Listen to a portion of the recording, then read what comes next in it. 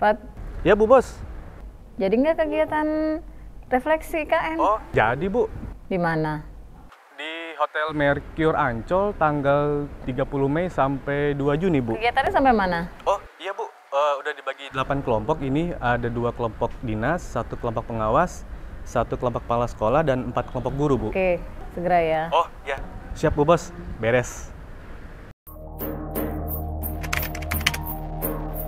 Pembelajaran nih selesai di jam 11 misalkan, memanfaatkan waktu misalkan dicicil dulu misalkan yang untuk pelaksanaan pembelajaran dan asesmen misalkan, silakan, itu strateginya masing-masing tim untuk biar lebih bisa lebih interaktif juga ya Bapak Ibu ya. Di flipchart itu kita rumuskan tadi yang kami sampaikan, kira-kira isu apa yang mau kita up ke Busku. Tidak kepikiran bagaimana kita mengkonfirmasi tapi tidak menjudge gitu.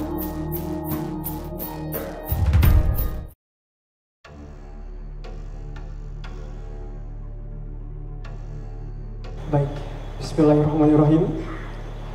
Sayang kumbang mencari makan, terbang beriring di tepi kali. Selamat datang kami ucapkan, semoga teriring restu ilahi. Pergi kualah hendak berulah, tidak lupa membawa talam. Kalam dibuka dengan bismillah, kata dibuka, ucapkan salam. Assalamualaikum warahmatullahi wabarakatuh.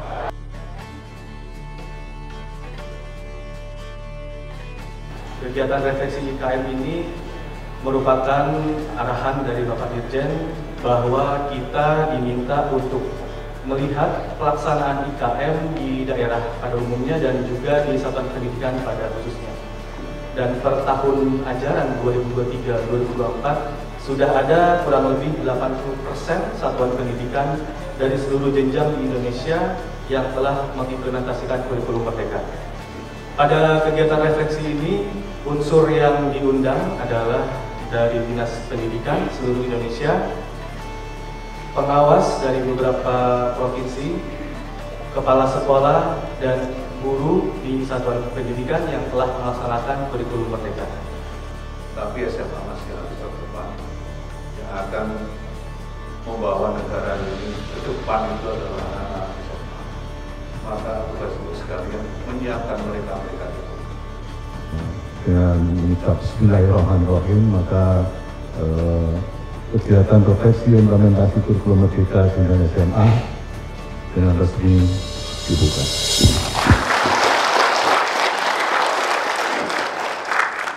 SMA.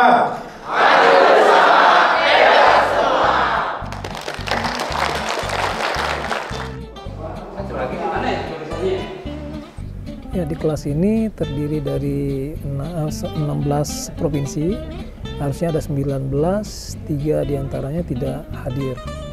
Semuanya dari unsur dinas pendidikan, namun ada juga yang dari perwakilan, dari unsur pengawas, ada dari guru, dan ada kepala sekolah, ada juga dari unsur kabit atau staf di dinas pendidikan.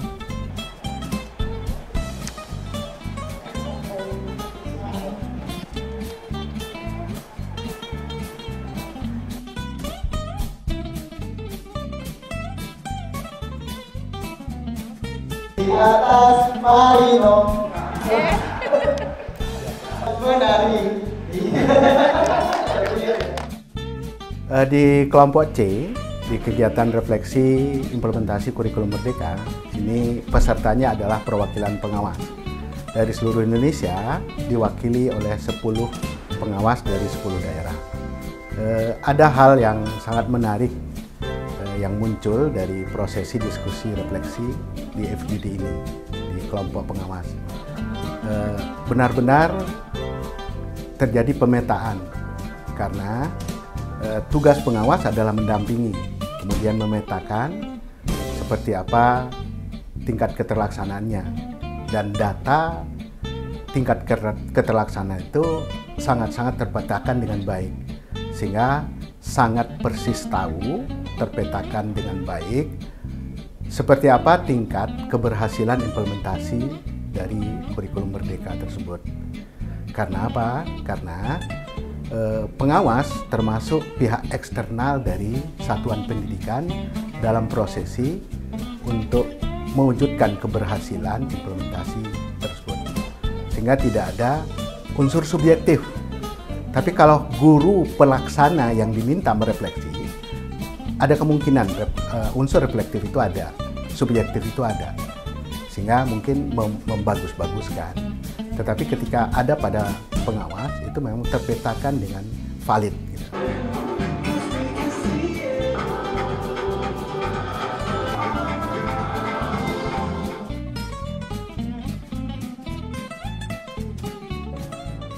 Kami dari kelas D, ada 19 kepala sekolah dari berbagai daerah. Yang menariknya, sebagian besar berasal dari daerah timur, Maluku, Papua, NTT, dan NTB.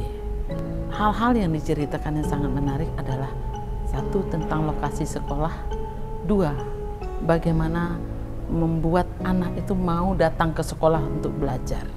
Keamanan di Papua itu juga menjadi cerita yang menarik kami dengar, karena untuk datang ke sekolah, untuk belajar, butuh keamanan. Sedangkan itu sekarang sulit didapat. Karena memang kondisi seperti itu. Kalau ditanya anak pilih di rumah atau sekolah, saya yakin mereka pilih di sekolah. Jangankan guru, tempatnya juga saya dan begitu berbagi. Bila perlu di rumah ada makanan, bukan untuk diri sendiri, dia bawa untuk yang anak-anak kami seperti ini.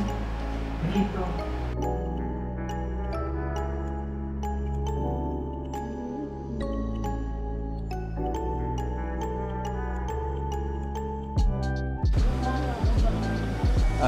Pada kesempatan ini kami berkolaborasi bersama Bu Fifty perihal temuan menarik di beberapa tema yang kami angkat pada pertemuan hari ini terkait dengan perencanaan pembelajaran. Beberapa temuan unik yang kami lihat, teman-teman guru masih berkutat pada copy paste beberapa modul ajar ataupun RPP yang didapat. Nah, tetapi ada juga yang menggelitik dengan kebingungan itu, masih memanfaatkan silabus kurikulum 2013 untuk memetakan tujuan pembelajaran di kurikulum Merdeka. Meskipun pada saat pelaksanaan pembelajaran mereka mencoba menginovasi sendiri, mereka melakukan hal-hal yang tadinya mereka sebenarnya nggak tahu, kalau ternyata setelah menelaah, oh ternyata mereka sudah melakukan diferensiasi pembelajaran. Karena terkadang melalui explore akhirnya mereka dapat nih, oh ternyata sudah lama ya mereka sebenarnya sudah melakukan diferensiasi, tapi mereka tidak menyadari konsepnya. Kami dari kelompok E berasal dari responden guru-guru dari beberapa provinsi, terutama banyak dari Kalimantan dan kemudian Maluku Utara dan Jayapura. Nah, dari mereka yang menarik itu adalah tantangan yang mereka hadapi dengan karena karakter wilayahnya yang begitu mungkin pegunungan dan laut. Nah, bagaimana mereka itu mengatasi semuanya itu. Jadi IKM dengan tantangannya itu disampaikan oleh mereka dan harapan bagaimana kesulitan-kesulitan mereka yang ditemui di lapangan. Di ruangan JAPA 4 ini terdiri dari perwakilan Dinas Pendidikan yang berasal dari Pulau Jawa, Kalimantan, Sulawesi, Nusa Tenggara, dan Papua. Adapun kegiatan yang dilakukan adalah melakukan refleksi implementasi kurikulum Merdeka di daerahnya masing-masing yang meliputi proses pendampingan, monitoring terkait dengan perencanaan pembelajaran, proses pembelajaran, proyek penguatan profil pelajar Pancasila, sampai dengan kegiatan refleksi yang dilakukan oleh guru, termasuk dalam hal peningkatan kompetensi guru di daerahnya masing-masing. Pesertanya itu terdiri dari 17 orang yang tersebar dari berbagai daerah, ada yang dari Sumatera, Jawa, Sulawesi, sampai Papua. Di kelas ini kami menemukan bahwasanya sebagian besar peserta yang merupakan guru, juga ada yang wakil kurikulum. Di sini kami menemukan ternyata penerapan kurikulum merdeka di sekolah ini diwarnai dengan beragam masalah. Jadi di sini mereka curhat bahwasanya mereka masih butuh pendampingan, workshop, pelatihan, baik itu dari pengawas, dari dinas pendidikannya. Jadi kalau hanya memanfaatkan PMM, seolah-olah ini tidak ada umpan baliknya. Kata mereka, kita hanya menghadapi benda mati. Maunya itu ada interaksi timbal balik gitu. Nah, jadi mereka itu punya harapan ke depannya, baik kepala sekolahnya, terus pengawas, pendamping di sekolah itu sendiri, dinas pendidikan itu concern untuk memantapkan mereka memahami kurikulum merdeka. Sekalipun ada beberapa yang udah oke, tapi dominan dari kawan-kawan guru ini mengatakan masih butuh pendampingan yang lebih intensif untuk memantapkan implementasi kurikulum merdeka. Saya Mani Hartati bertugas bersama Pak Ali dari Bangka Belitung dan juga Mas Rais di kelompok H, kelompok guru yang terdiri dari 19 guru. Kelompok guru luar biasa pada saat melakukan sesi refleksi implementasi kurikulum merdeka.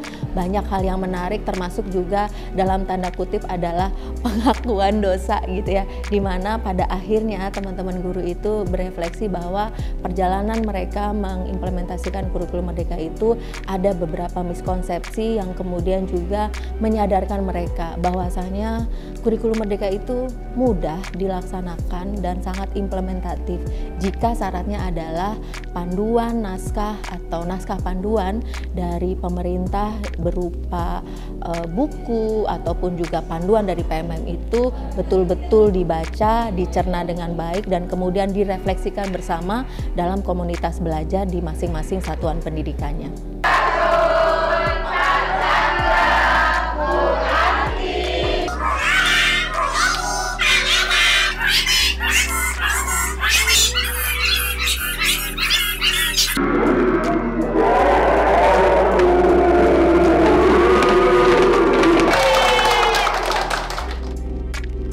Kegiatan kita sudah berjalan lancar. Untuk pelaksanaan refleksi IKM ini semua sudah disampaikan oleh seluruh peserta dan progresnya sudah cukup bagus dan kita mendapatkan informasi tentang pelaksanaan IKM di sekolah masing-masing, terutama kami menangani daerah khusus yang memang sangat beragam tentang pelaksanaan IKM ini. Kita dapat informasi secara langsung pelaksanaan IKM tersebut dan memang ini betul-betul sangat bervariasi tentang pelaksanaannya, mulai dari penyusunan perencanaan pembelajaran, pelaksanaan pembelajaran dan asesmen, P5, termasuk pengembangan kompetensi guru. Sehingga ini bahan bagi kita bagaimana nanti kita bisa meluruskan hal-hal yang mungkin memang sesuai dengan pelaksanaan IKM yang sesungguhnya.